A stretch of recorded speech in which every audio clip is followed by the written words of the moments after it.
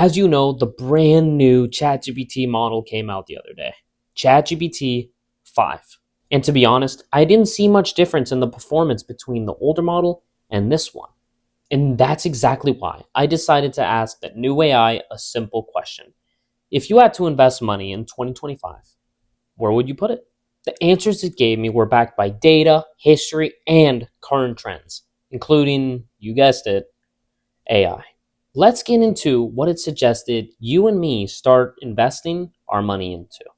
First, ChatGPT told me that one of the easiest ways to grow wealth without losing any sleep is by investing some of your money into diversified index funds. Instead of betting on one stock, you're instantly investing your money into hundreds or even thousands of companies. That means if one of them fails, your portfolio barely feels it. They're also incredibly cheap to own. Some cost less than 0.05% in fees.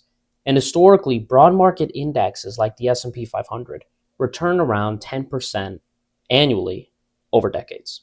Even Warren Buffett says most people should invest in index funds and just let them grow.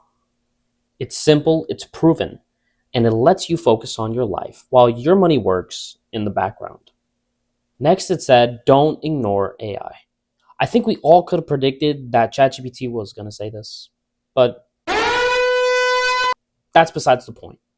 AI told me that instead of pouring all your money into just one company, you should instead look for ETFs that hold multiple AI-driven or AI-adopting businesses. Right now, AI-related firms make up about 50% of the S&P's market cap and 35% of its earnings. This isn't just hype. It's a structural shift, like the internet in the 90s, but faster. For cash you can't risk, GPT-5 pointed to treasury bills and high-yield savings accounts. Rates are still at historic highs, with short-term T-bills paying around 5%. That's essentially free, safe growth for your emergency fund. Next, it started to tell me about dividend stocks.